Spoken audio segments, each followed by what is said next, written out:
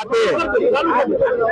रोज जामनगर खाते आम आदमी पार्टी द्वारा गुजरात जोड़ो कार्यक्रम अंतर्गत आ टाउन हॉल में एक कार्यक्रम नु आयोजन कर्युं हतुं।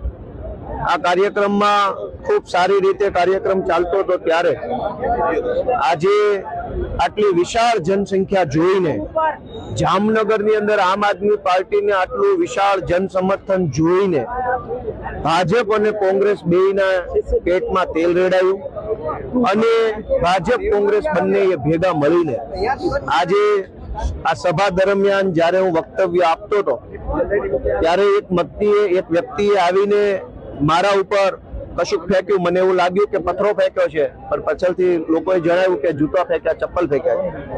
દોસ્તો, હું જ્યારે બોલતો હતો ત્યારે હું દારૂ અને ડ્રગ્સ ઉપર વાત કરી રહ્યો હતો, ત્યારે હું આમ જનતાને સરકારી કચેરીમાં જે તકલીફ પડે છે એની ઉપર વાત કરી રહ્યો હતો। આમ જનતાને સરકારી કચેરીમાં કોઈ તકલીફ પડે છે એ મુદ્દો ઉઠાવવો ગુનો નથી। ગુજરાતમાંથી ડ્રગ્સનું દૂષણ નાશ પામે એ મુદ્દો ઉઠાવવો ગુનો નથી।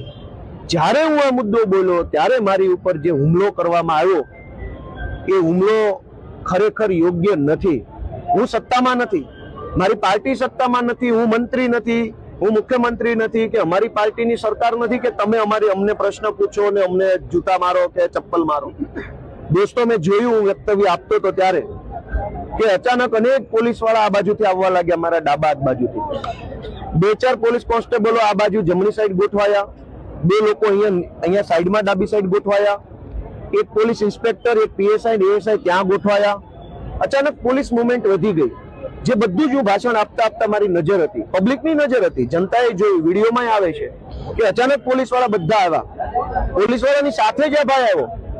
લોકોએ એવું કીધું કે પોલીસની ગાડીમાંથી જ આ ભાઈ પોલીસ લઈને આવ્યા છે। મેં જોયું નથી, પણ હું તો સ્ટેજ ઉપર હતો। અચાનક પોલીસ વાળા આવ્યા, આ ભાઈ આવ્યો અને જેવું એને મારા ઉપર ફેંક્યું ચપ્પલ, તરત જ પોલીસે એને એસ્કોર્ટ કરી લીધો।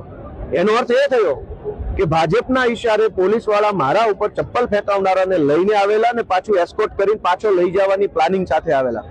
જો એ માણસ પોતાની મરજીથી આવ્યો હોત તો પોલીસ એસ્કોર્ટ કેવી રીતે? અચાનક જ બધા પોલીસ વાળા આવી ગયા અને એને જેવું એને ફેંક્યું તરત એને પોલીસે એસ્કોર્ટ કરી લીધો। એનો અર્થ એ થયો કે પ્રી પ્લાનિંગ થી મારા ઉપર હુમલો કરવામાં આવ્યો છે। મને એવું લાગે છે કે ગુજરાતના ગૃહમંત્રી હર્ષ સંઘવીને મારાથી કંઈક તકલીફ પડતી લાગે છે। જે રીતે અમે એની સામે અવાજ ઉઠાવીએ છીએ, વિરોધ કરીએ છીએ, એના કારણે એને તકલીફ પડતી હોય એટલે પોલીસની પ્રોટેક્શનમાં ચપ્પલ ફેંકનાર વ્યક્તિને મોકલી મારી ઉપર હુમલો કરાયો છે, એની હું નિંદા કરું છું અને આશા રાખીએ કે આવી હલકી કૃત્ય કરવાના બદલે કંઈક સમાજના કામ કરે।